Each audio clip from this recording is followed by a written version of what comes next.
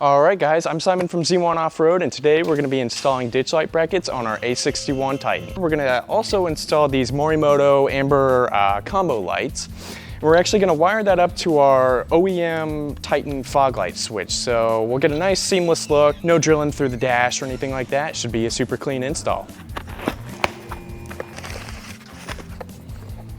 All right, so the first thing we're gonna do is we're gonna take a 12mm socket and we're gonna go ahead and crack loose the two nuts holding the hood hinge on. We're gonna do one side at a time, that's super important, and should stay in place, but keep a friend nearby because sometimes you might need a little help holding the hood up.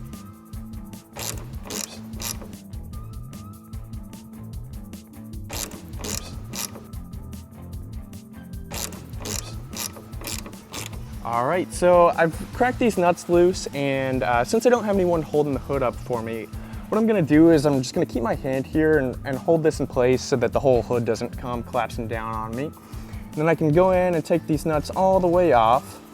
So we'll pull those off. Put it up here, careful not to bonk your windshield. And then from here, these are slotted, so you're just gonna press it forward and make sure it follows that contour really nicely. And then we'll go ahead and start the threads on the nuts and tighten everything down. Like I said, we'll make sure this is butted right up against the contour of the hood and tighten everything into place.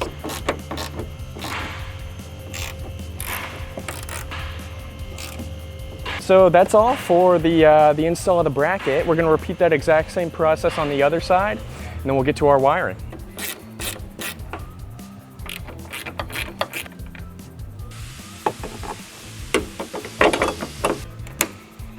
But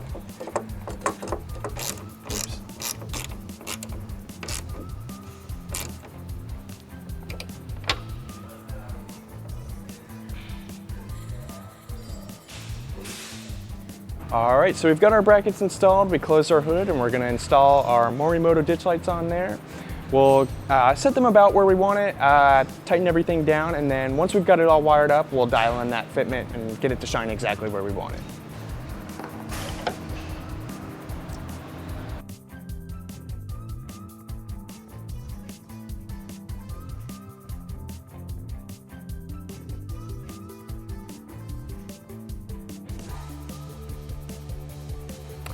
All right guys, so we've got our ditch light brackets installed and now we're ready to get to our wiring. So before we get started with the wiring, good practice is just go ahead and disconnect the negative lead from the battery.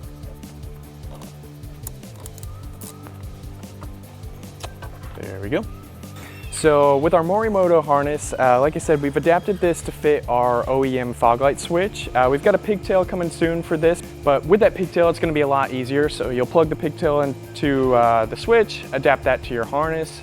There's gonna be a grommet behind the carpet that we're gonna pull out that grommet and we're gonna fish the connector for the switch up through and into the engine bay. And so that'll be a good starting point. That's gonna be probably the trickiest part, and we'll go from there.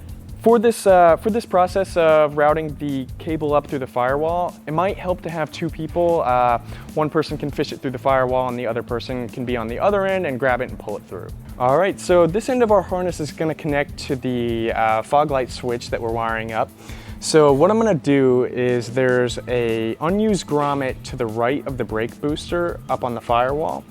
What I'm gonna do is crawl inside the cab. I'm gonna peel the sound deadening back just a little bit. And then I'm gonna take that grommet out and I'm going to come back to the engine bay, fish this through with a friend, and reseal it with our own grommet. So we've got our connector routed through the firewall, and we've got our OEM switch here ready to connect to the other side of that connector. And to get to this point, this looks a little complicated, but it's not that bad. All you have to do is peel the weather strip away. You're gonna peel this panel back and you can pop this out and it'll dangle down like this. I've actually got it disconnected on the other side just to get enough room to show you guys what's going on here, but really you'll have more than enough room by just peeling the weather strip and this panel right here, and there's a screw right there. Pull it out, 2 clips, and you should be able to get to your switches. On the switches, you'll see there's a clip right here and there's the same thing on the bottom. I find that it's a little bit easier to do the bottom one first, so I'm just gonna take a flathead screwdriver. I'm gonna put it up under the switch, pry it apart, and then pop the clip out on the bottom first. I'm gonna keep a lot of pressure on that while I do the top, and the switch blank will pop right out. So you'll see how easy that bottom one was. We actually already did one. We're putting 2 switches on today. So I'm keeping pressure on the bottom. Gonna lift up on the top. Just trying to be patient here. Don't want to break anything, but yeah, just got to release that clip and we should be good to go.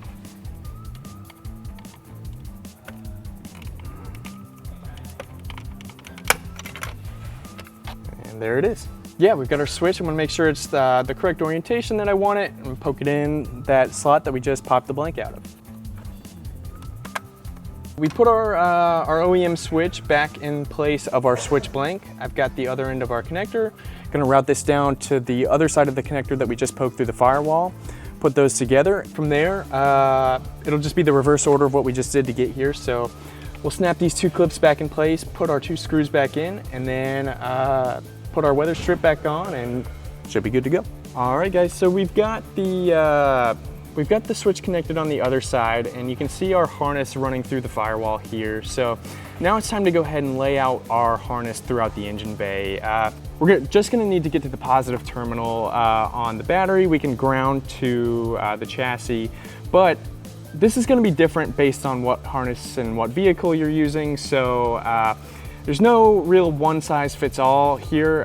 This will take some, I guess, creativity, but what we think is going to be the best is to route the body of the harness along the windshield cowl, but really just make sure that we have enough left over from all the leads to get to our ditch lights and the positive and ground on the battery. Wherever you decide to route it, just make sure you stay away from the heat sources like the headers, exhaust, things like that. Just want to keep it somewhere nice and cool so you don't melt your harness. All right, guys, so we are almost done cleaning up the wiring for the ditch light harness.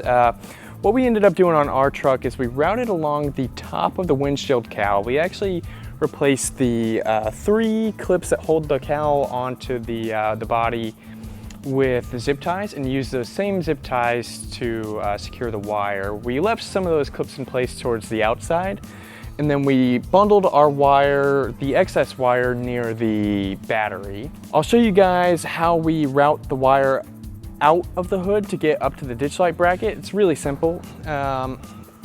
So you'll see here, this piece is nice and flexible. So I'm gonna take the connector for our light. I'm gonna come around to the side, lift this up just a little bit and squeeze it under here. And then we have the opposing side, the connector from the ditch light is gonna come, there's a little rubber trim piece here that I'm just gonna pop out. I'm gonna slide the wire under that rubber piece and clip that rubber piece back in place. And I'm just gonna be extra careful to make sure that the connector and wiring stay to the side of the hood hinge here, just so that nothing gets crunched or clipped as you're opening and closing the hood. So we'll get that done, and yeah, we should be good to go. We routed along the top of the windshield cowl. Super important to make sure that all this stuff stays away from, 1, moving parts, 2, things that are gonna be really hot. So exhaust and anything like that, wanna stay well away from. So the best way for us to do that was to go along the windshield cowl and then over to the battery.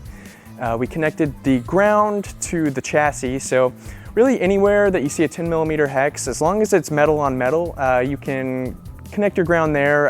If it's painted, scrape a little bit of the paint off, and then the positive, the red wire, will connect directly to the battery. So that's what we did, and it came out really nice. The wiring is nice and clean, still easy to access everything. Now what we're gonna do is close it, test it, and then adjust the ditch lights to where we want them. So that's all. All right, guys, so we've got our ditch lights installed. They are quite bright. If you want these on your truck, visit z1offroad.com.